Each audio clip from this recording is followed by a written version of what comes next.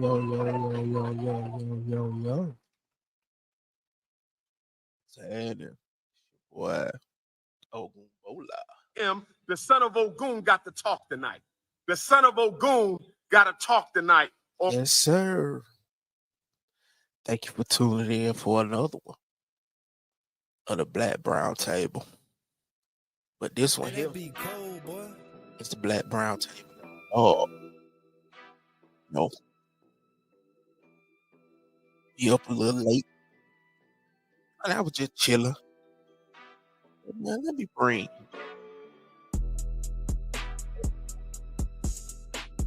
audience, whoever up on this late night tip.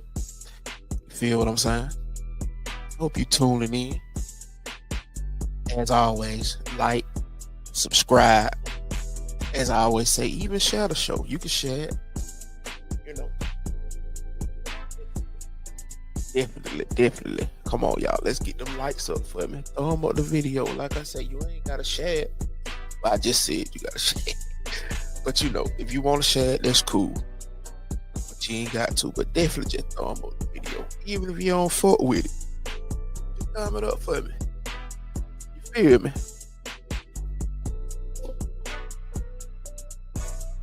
Had to get them algorithms popping for me. So, you know, like I always say, thank you for tuning in to the most impactful, most entertaining, most insightful, most opinionated. We give the best hot takes, and we come bring you motivation. You know, we just some regular people that's just doing regular things, living the Black American dream, if you want to call it. So, you know, I'm bringing y'all a good one tonight. I only watch probably about 10 minutes of it. I say, I definitely got to share this with the family. You feel me? The one we gonna watch tonight is the Eastern Kentucky Social Club. Yeah, man, we finna goddamn get into the history of black people in Kentucky. Shout out to the Kentucky Derby. Shout out to Louisville. Shout out to Muhammad Ali. If you know, you know. You feel me? So like I always do, further ado, I ain't gonna hold you. We gonna dive straight into it. Cause I don't want this to last too much, you know, longer than we got to. Lose our interest. But you know, we gotta start this thing off right. Copyright disclaimer under Section 107 of the Copyright Act 1976. Copyright disclaimer under Section 107 of the Copyright Act 1976. Allowance is made for fair use for purposes such as criticism, comment, news, reporting, teaching, scholarship, and research. We definitely gonna be doing commentary on this. This is fair use. Fair use is a use permitted by copyright statute that might otherwise be infringed. A non-profit, educational, or purpose use tips the balance in favor of fair use. As I always say, the Black Brown Table is not monetized, so please don't flag the channel. Let me show these wonderful documentaries what we bring to the family. So I already been on 6 minutes. Let's dive right into it, y'all. I hope y'all like what I'm finna show. So let's dive right into it. I am rolling. All right. At the close of the U.S. Civil War, the black population in the Kentucky counties of Bell, Harlan, Letcher, Floyd, and Pike averaged 2.34%. At the turn of the century, those numbers would change significantly with the rapid development of the region's coal fields. If you look at that period, late 1800s, early 1900s, there basically were three types of coal communities. There are the coal camps, which were pretty rough areas, and the owners of the coal mines were not too concerned about the housing for their labor. These might be considered just shacks. Then you've got coal towns, a town where the manager, the owner of the mine, really tried to develop a community. It was not quite at the level of these large corporations who came in and put in what we describe as these model towns. Benham and Lynch, there's Wheelwright, Inland Steel was the operator of that. The L&N Railroad ran a spur up to what is now Cumberland, Kentucky. And immediately Wisconsin Steel came in and started building a town. Eventually this town was as we call it, a model town, in a sense that it had all of the buildings and items that you would expect to find in a mature town. Probably about 500 or 600 houses initially. There were schools, there was a hospital, YMCA, company store. Of course, they put in the infrastructure necessary for coal mining with wash houses and tipples and so on. About 7 years later, in 1917, U.S. Steel had purchased property further up Looney Creek. U.S. Steel started building a town which became known as Lynch, Kentucky.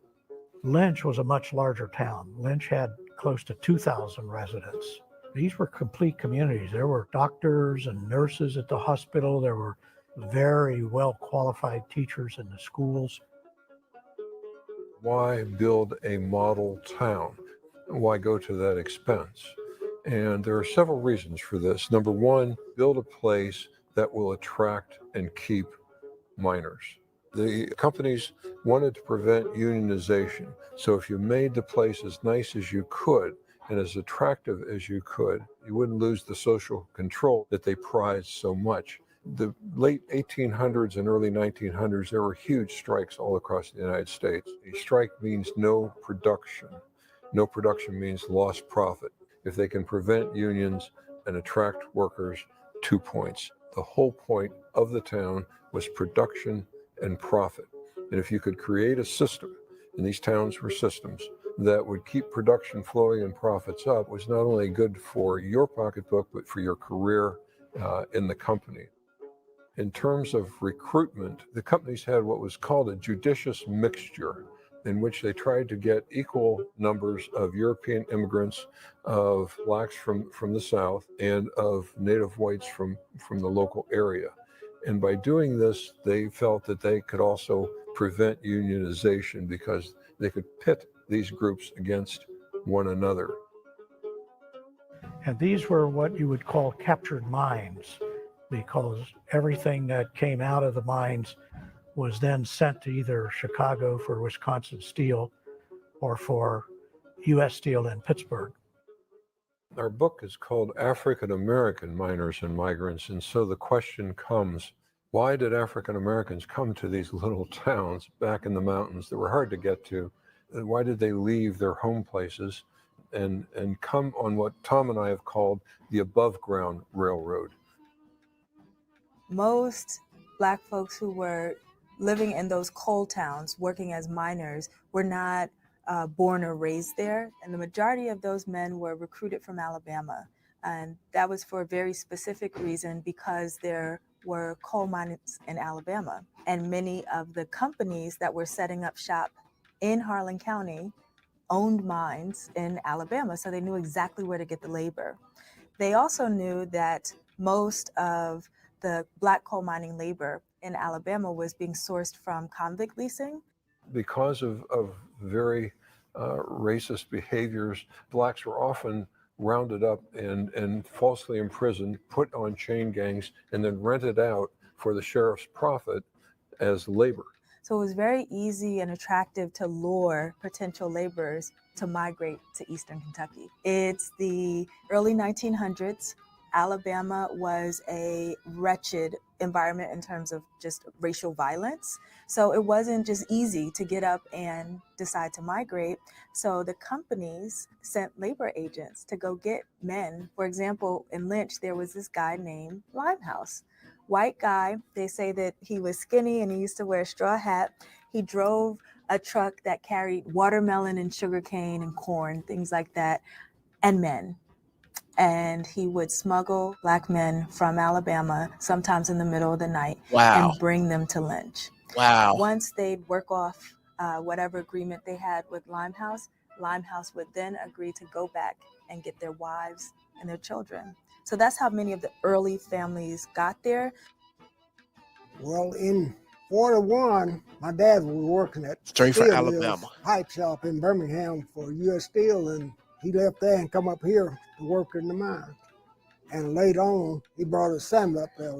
He had a wife and 3 kids, and so we came up here when I was 13 years old. It was long. In a car on old narrow roads, 35, 40 miles an hour. We left in the morning, Birmingham about 7, 8 o'clock, and got here about 9 or 10 at night.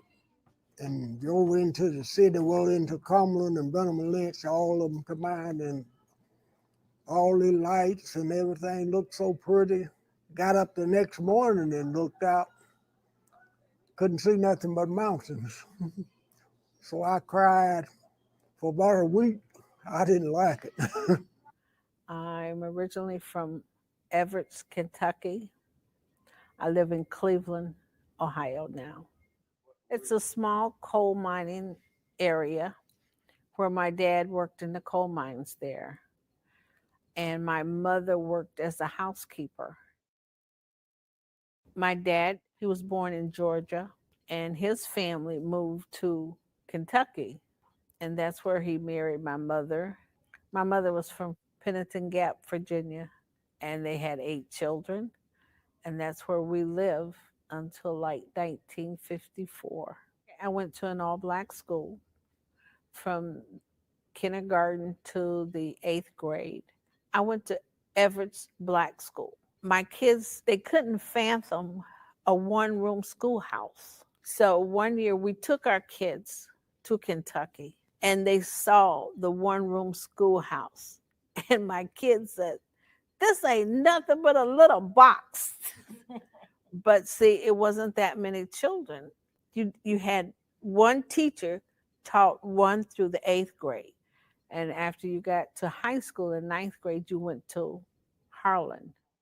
Roosevelt High School, that's where all the Black kids from the different coal mining camps like Everett's, Verdia, High Splint, Clover Splint, all of those little small coal mining camps fed into one high school. Well, this building that we're sitting in right now originally was the Lynch Colored School. This is where all the Blacks went to this school, Lynch Colored School. And like I say, even Benham, Kentucky, their Blacks went here. See, U.S. Steel owned the school. They brought the teachers in, they built the building, and the kids didn't have anything else to do but go to school. They had a truant officer. They would come down to these schools and check the list of the ones that didn't show up. And about 8:30, 9 o'clock, they were at your house checking on to see why the kids didn't go to school. This building we're sitting in now, where I started first grade. Education was paramount. Our parents, our teachers, our clergy just insisted that we make education the number one issue in our lives. My name is Edgar James Moss, and I was born and reared in Benham. I now live in Newington, Connecticut.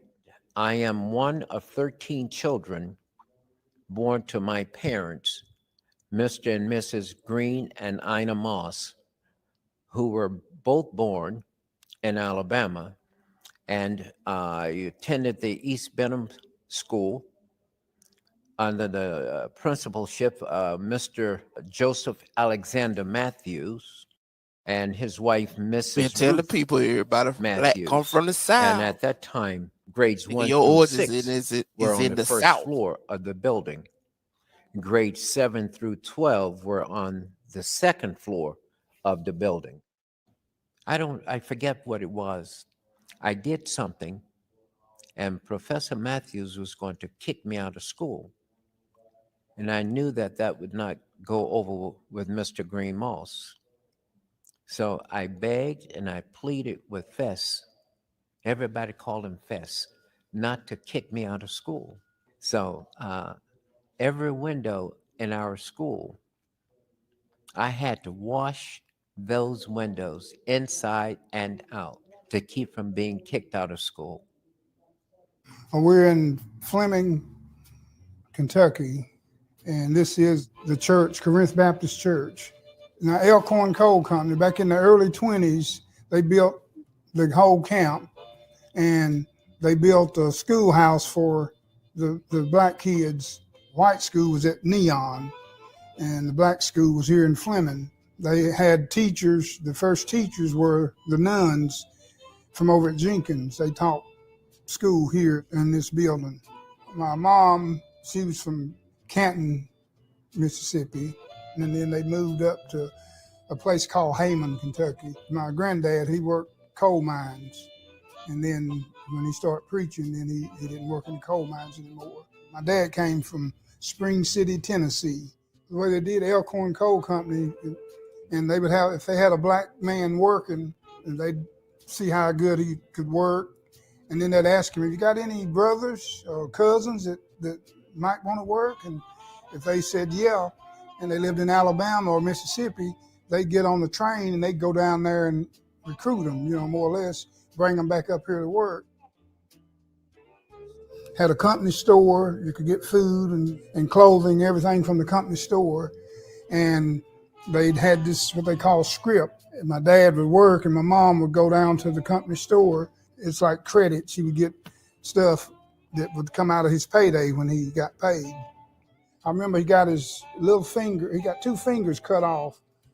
A buggy run across him and cut off 2 of his fingers. And he got maybe $200 for that. When people would see him and they'd ask him, Clarence, what happened to your fingers? My family ate them fingers off, he'd say, because what money he got went for the family, to take care of the family. I'm from Lynch, Kentucky, coal mining area where we worked in the coal mine 30 years. I went in the coal mine in 68.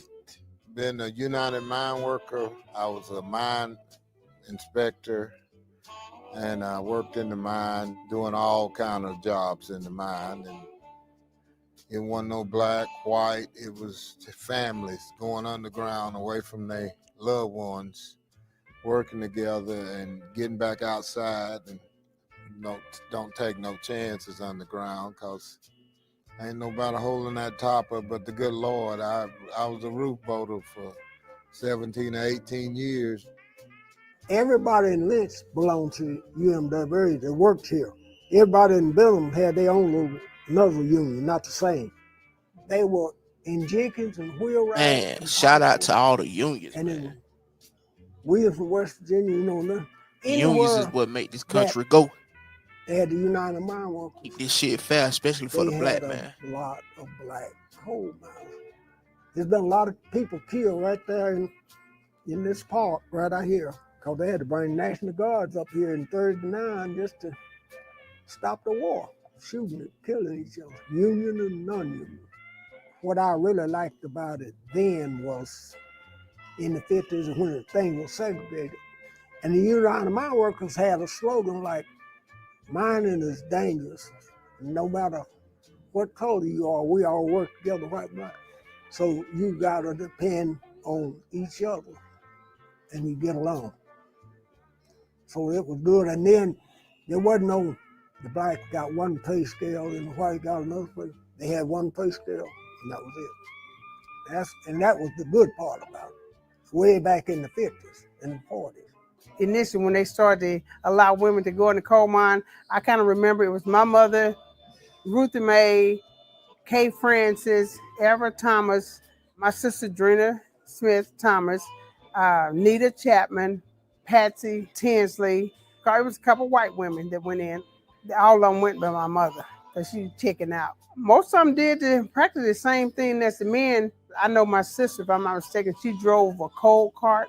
I guess where you get the coal and bring it to the outside and they load it on the trucks and stuff like that. And they cut coal and chiseled and done just like the men.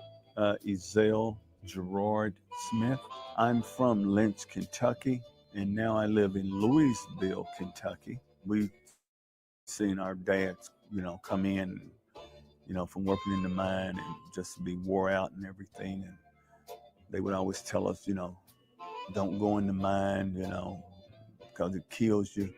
And if you're gonna go in the mine, I'd rather kill you myself. So, but unfortunately, I did go in the mine for about 9 years and something. Luckily, I got out before I could understand what the slow death that they were referring to, black lung and arthritis and all, from being in the dampness, coldness, and breathing in the coal dust.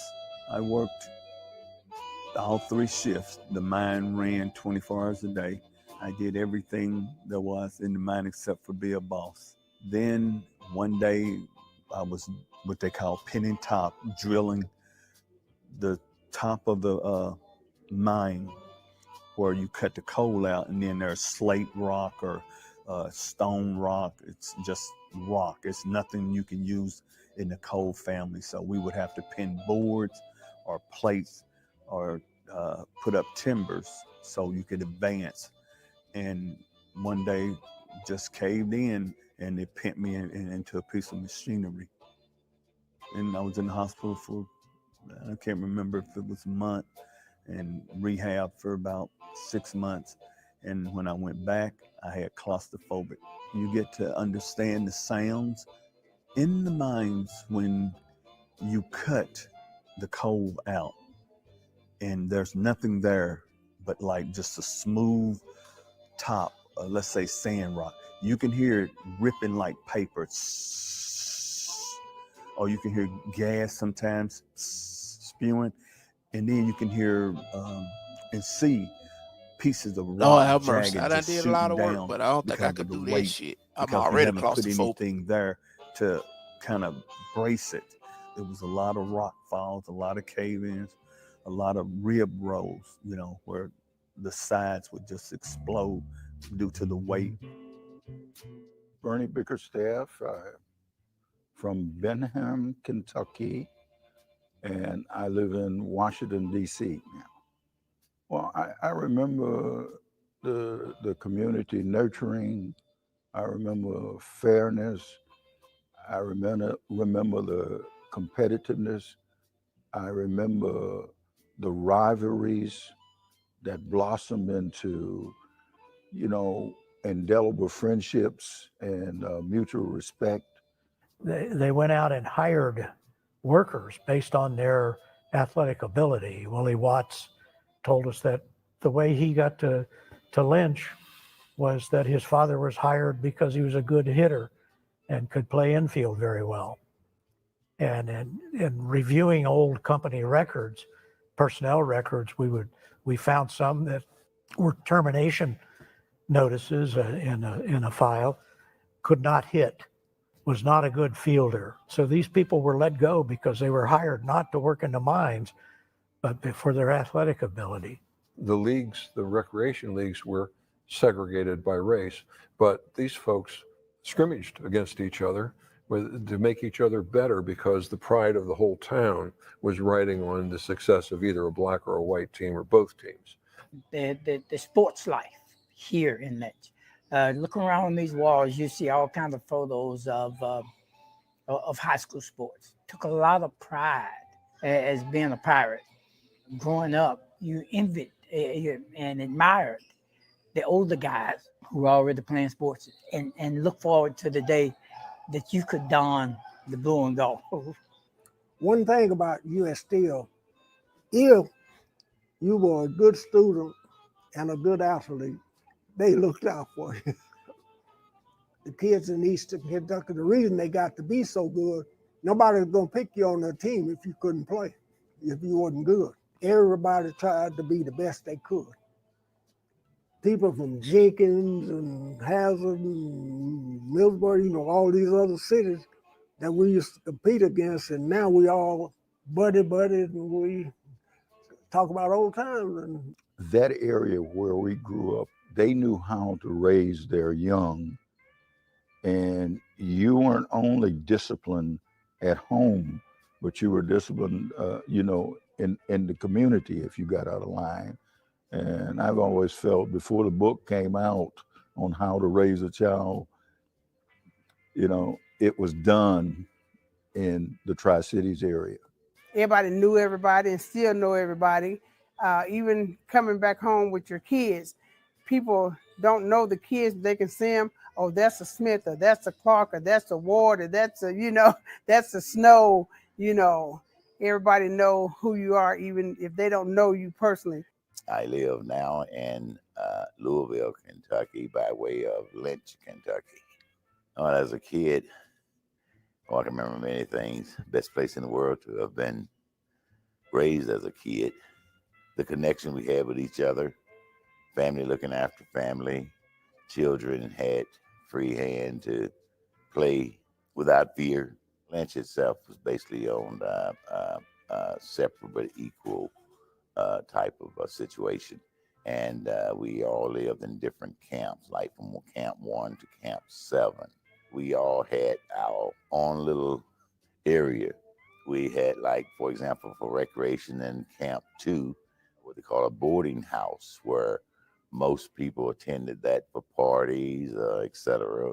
A lot of men stayed at the boarding house. Then the number one spot that I usually identify home away from home was the pool room. And there you had top floor for like the Masonic fraternity having meetings. Then we had the pool tables downstairs, which were all people in Lynch mostly came to the pool room. So that was the hot spot for a lot of things. Growing up in Benham, it was a segregated community. And we black folk lived in the eastern part of Benham. Everything that was dirty was in the black community. The coal mines on the mountainsides, on the North Mountain side, as well as the South Mountain side, were in Benham. The coal dump, where they pile coal up and sometimes 3 and 4, 5 stories high, was in the black community, where the coal cars were repaired and made all of the noise and the dust and the dirt, was in the black community. The bathhouses, there were 2 bathhouses, one for whites and one for the blacks. My father worked in the coal mine with the white coal miners. And when he came from the coal mines, he went to the left to go home, and they would go to the right to go home. And that's how that system, that environment was set up. The clean facilities in Benham were in the white community, such as the company store.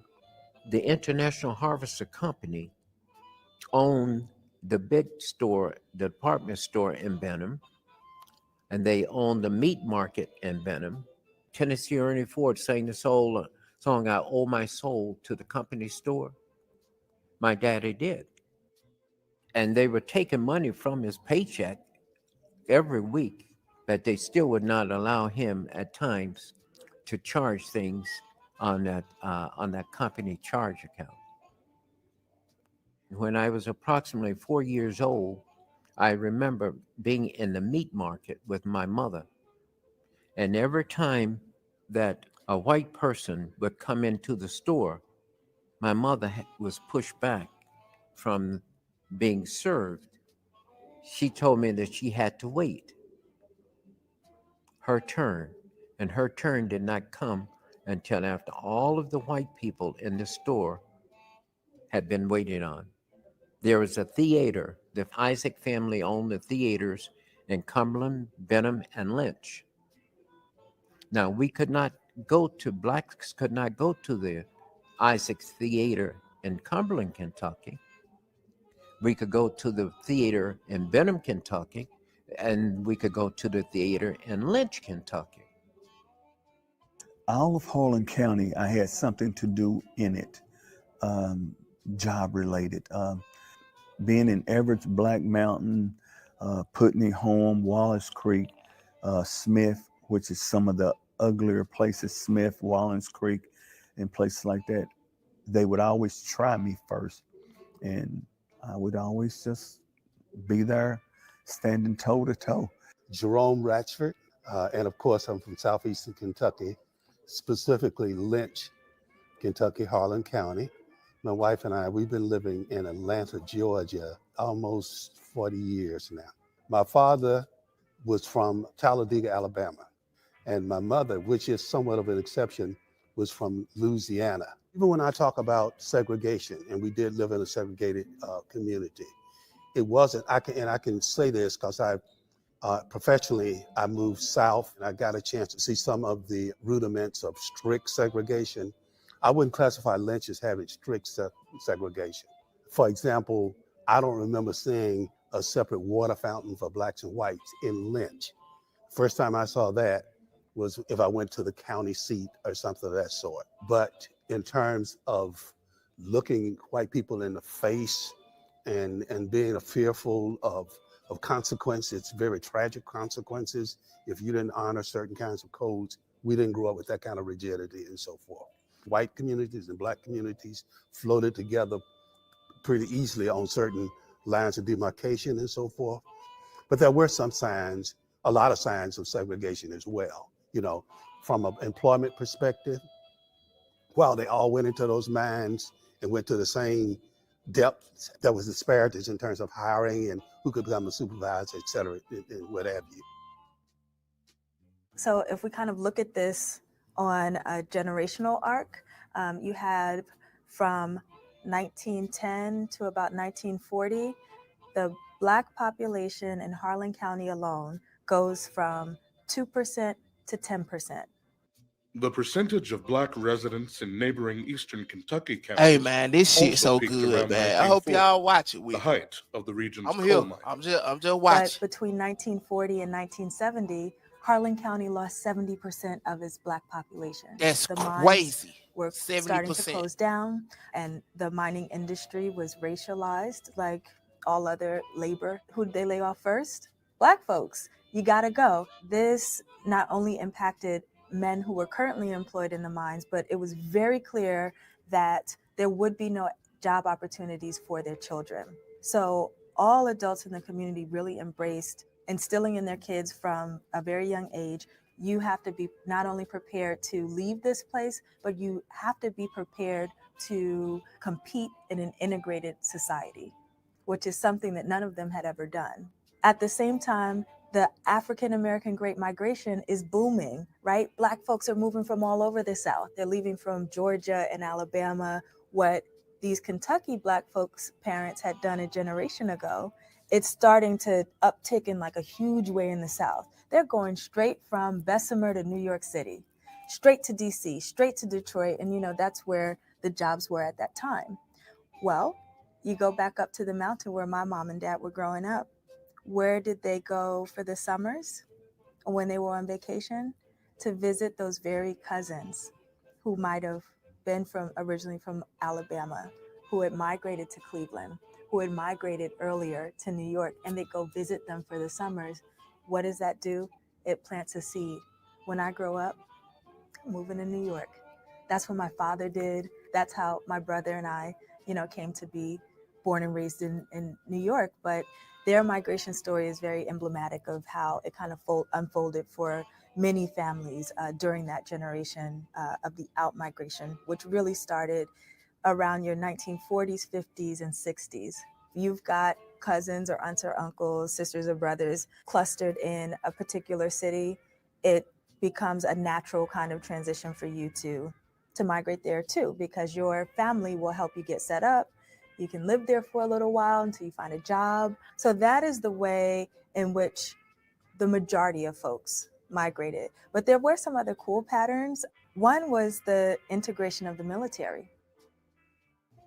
Right after the war, work had got real slack. I was working like 3 days a week. I didn't see where I was getting ahead like that. And then in the 50s, the Korean War broke out, and they had just integrated the service, the black and white. Marine recruiting sergeant heard there was some good athletes up in here, so he showed up here recruited me to go in the Marine Corps to play basketball.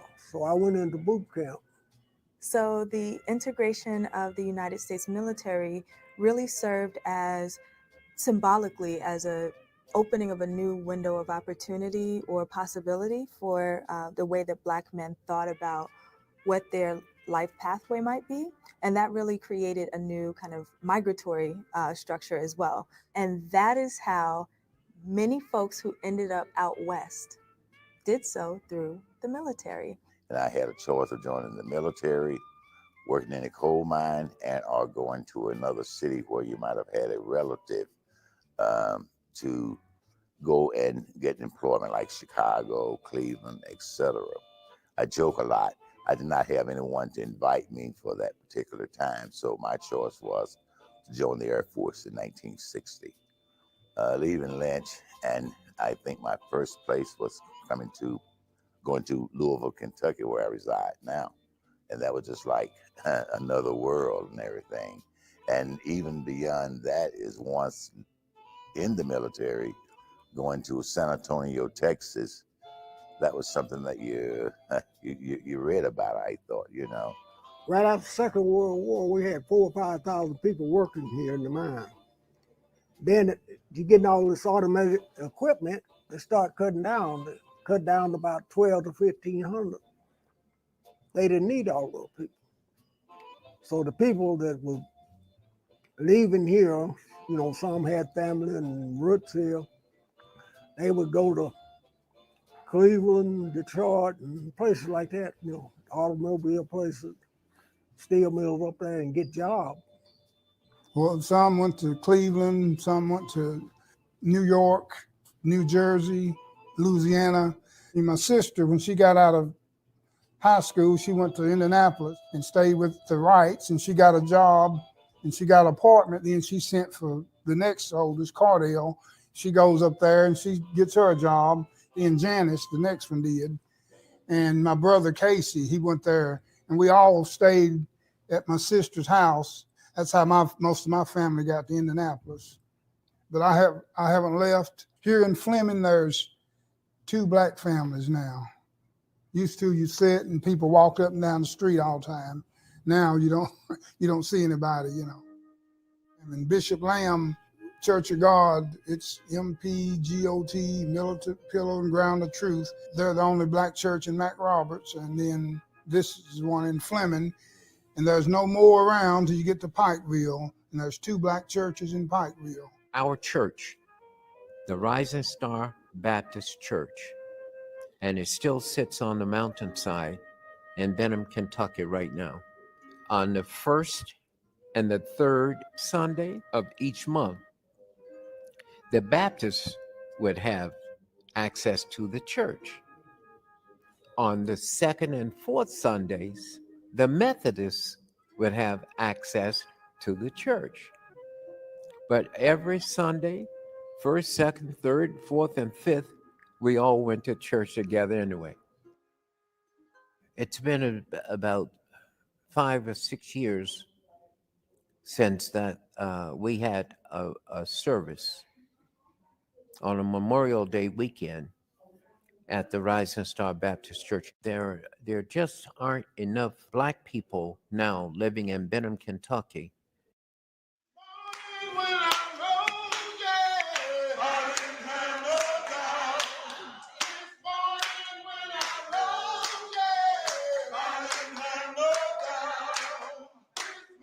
Man, I think I'm gonna have to go up there to Lynch,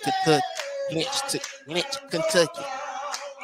Shit, I see some good eating, some good gospel, whole bunch of Black folk. I need to be there.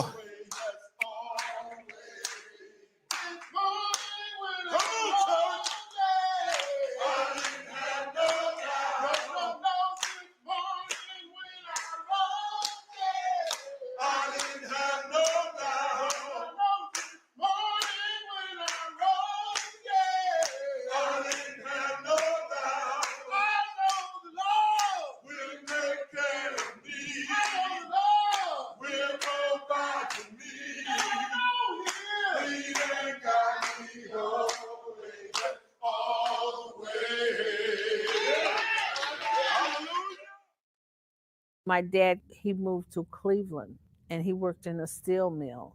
And after my 9th grade year, he moved all of the family there to Cleveland.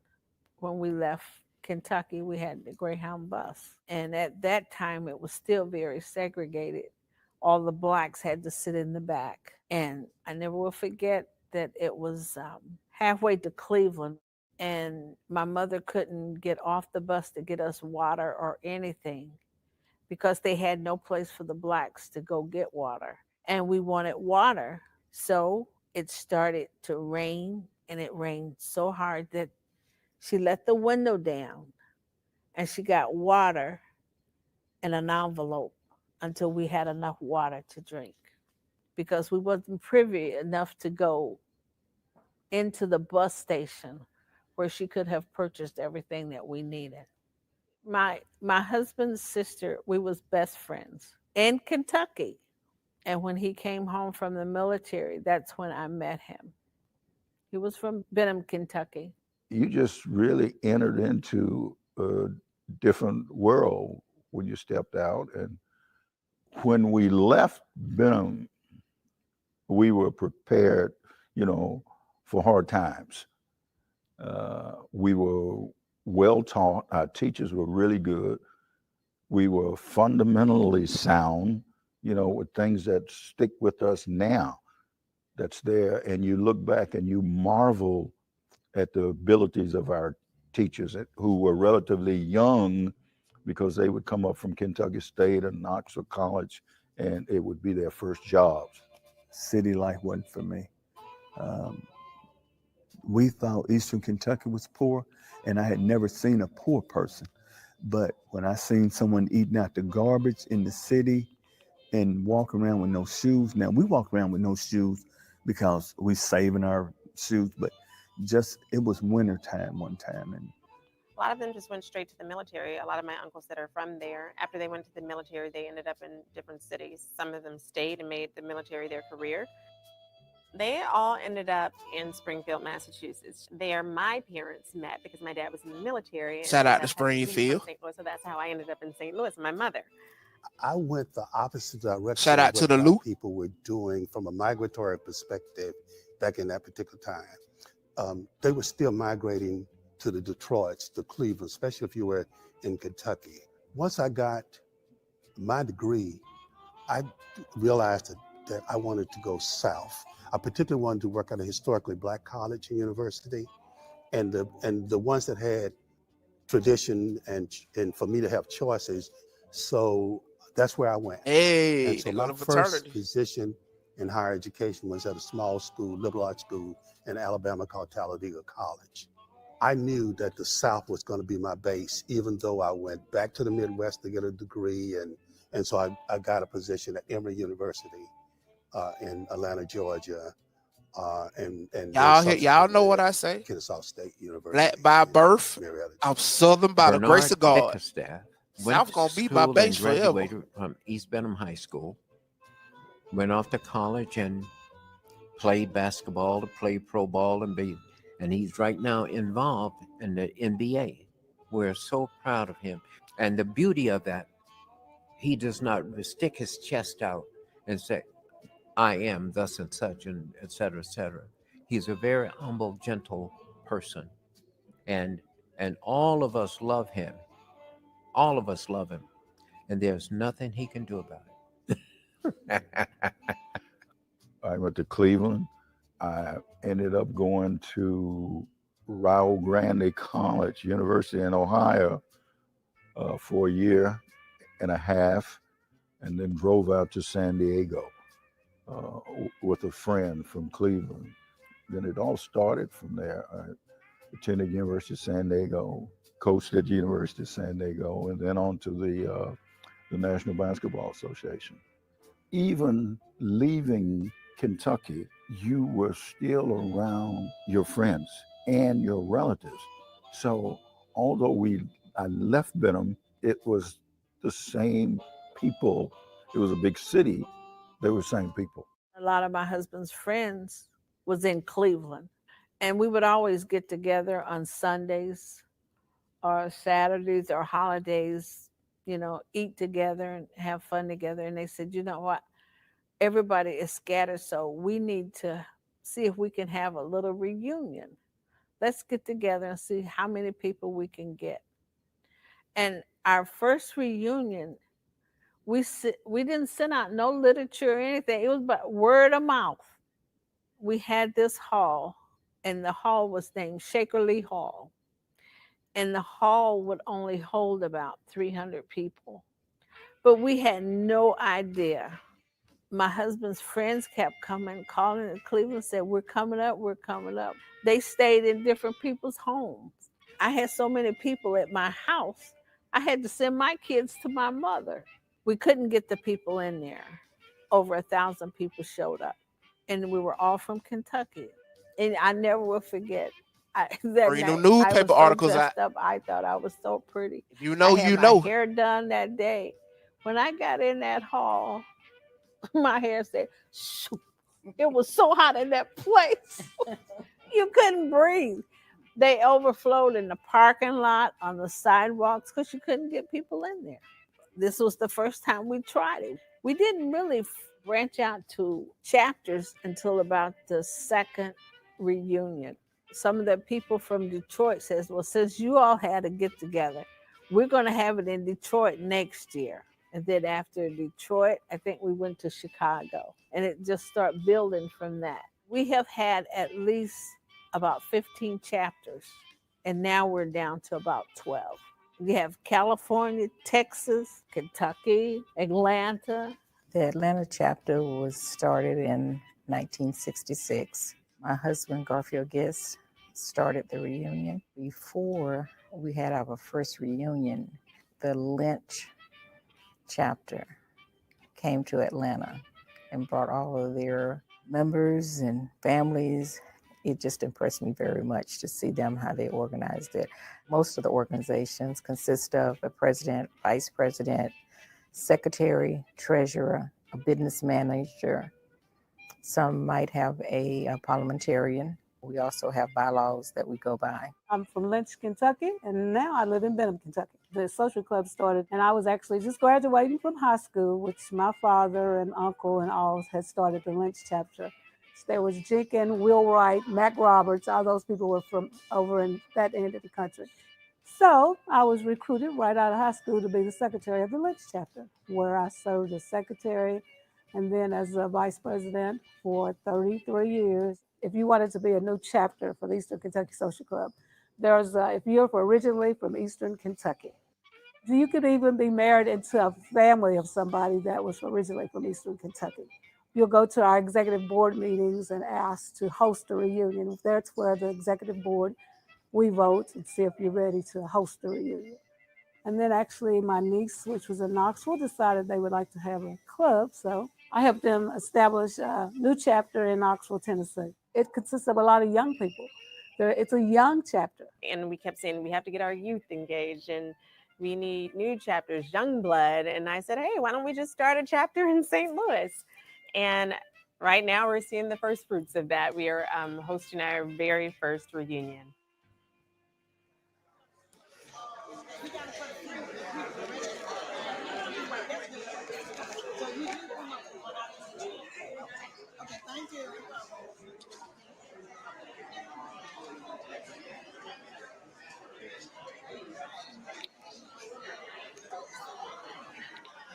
I'm just so pleased to say the book is finally here, y'all. This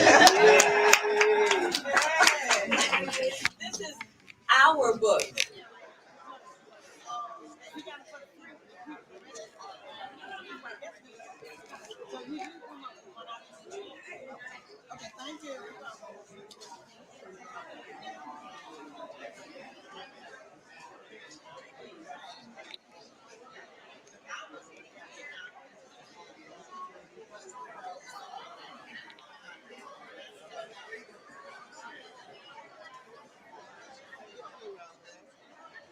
Man, I can feel this through here, man. Look at this.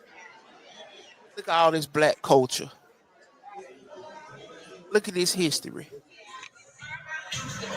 People always say black people ain't got no culture. I'm showing y'all the culture right now. It's just when I'm doing these shows, when I'm doing these documentaries, when I'm viewing, not doing, my apologies. When I'm viewing these, when I'm bringing these documentaries to the channel,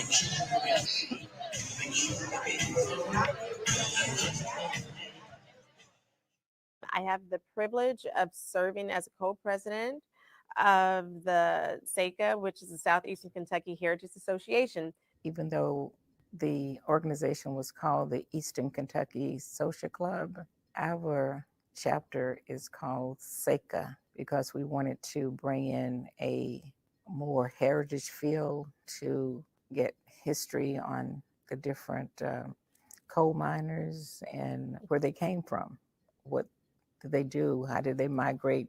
We really wanted to emphasize what we thought was the true essence of what Eastern Kentucky is about, the social club. So we took social out and made ours heritage. The St. Louis chapter uses heritage and what have you. And that's really what it's about. Now, to show you, see that picture right there? That's in Hartford, Connecticut in 83.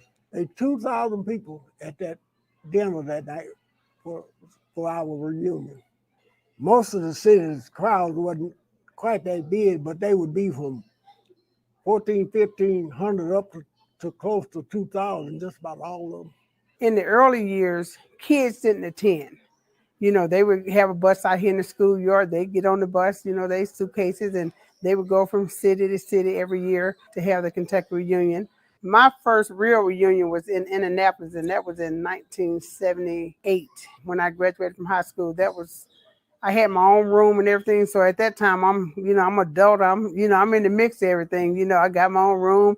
I'm a part of the reunion. It's been in Dayton, Detroit, Milwaukee, Chicago, Lexington, Louisville, Connecticut, Cleveland, Indianapolis, Georgia. It's been in St. Louis, Memphis, Nashville. A lot of kids aren't exposed to going to all these different cities when they're young, so I was grateful for the exposure. I guess the reunion plays a couple of roles. One, it brings everybody together, and then they're planned social events.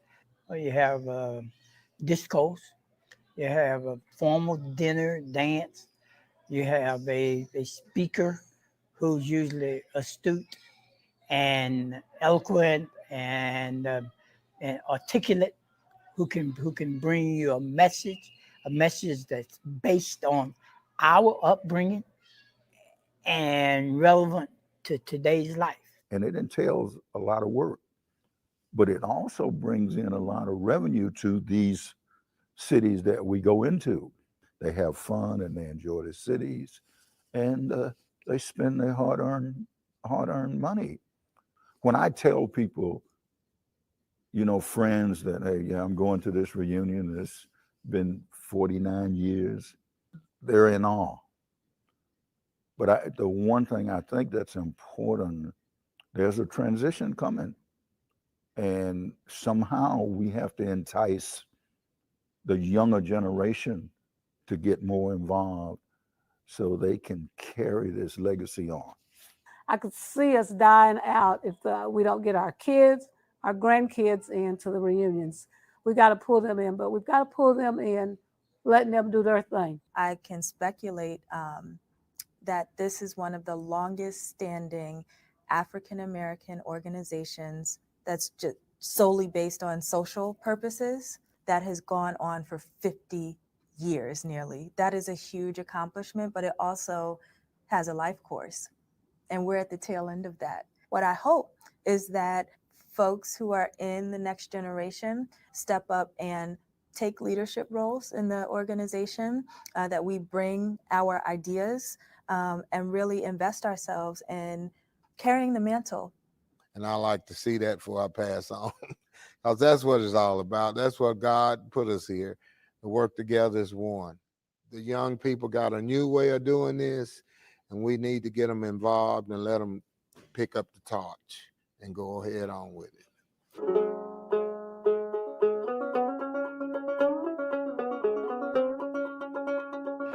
I come back here every Memorial Day.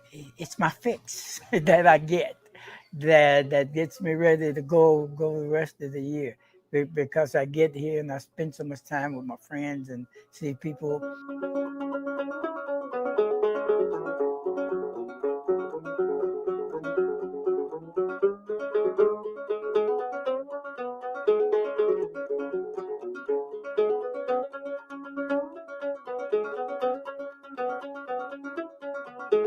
God damn, I want some of that food.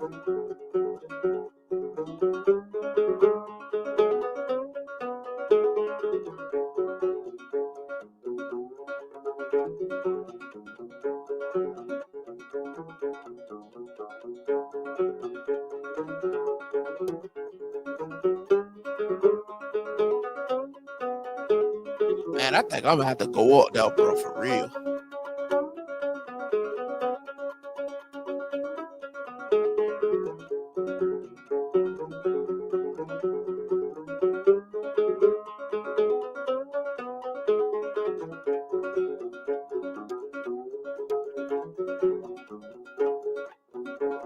Got to tend to the grades, got to tend to the ancestors.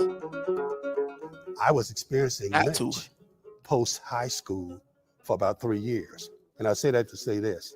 So I kind of witnessed, and I'm not just me singly, but I sort of witnessed some of the decimation that occurred in lynch over time. And I remember when we got into the seemingly the 1970s and so forth, people were not coming home any longer for Christmas. Home itself now is hard to visualize the way it was because the way things has deteriorated over the years. The homes, some burned, torn down, etc. So it's a little bit different now than it was even 15, 20 years ago.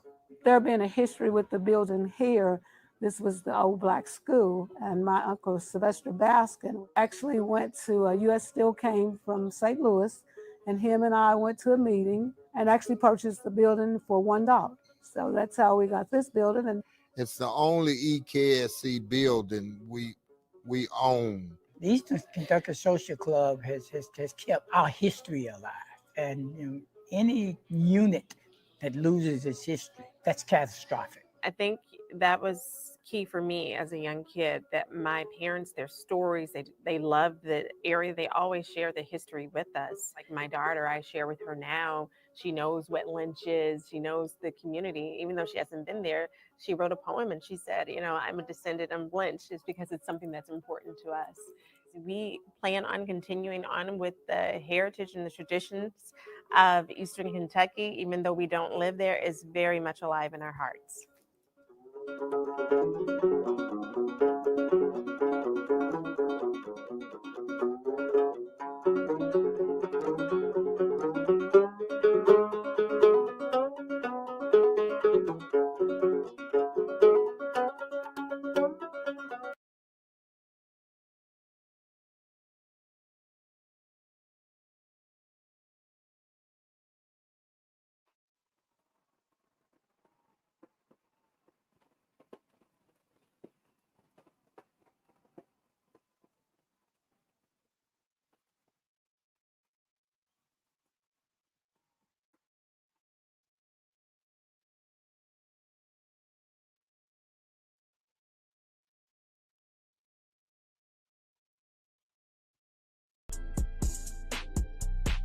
Wow.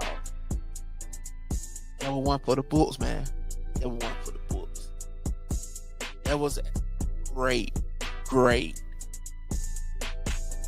documentary. Jeez. So, as I always say, throw up the video, share the video, like the video, throw up the video. We got a couple more shows coming up. The next show, we're gonna be featuring one of the Black Brown Table official members. Because everybody official member. Once you view the Black Brown Table, you tune in, you show love to the Black Brown Table, you a member. Our brother Khalil gonna be coming on. He got a couple documentaries he wanna do commentary on the show. And we gonna turn it up. It's actually 2 we gonna show together. So as always, thank you for tuning in on this late night episode with your boy Ogun Bowler on the Black Brown Table. About the video, like the video, share the video. Thank y'all.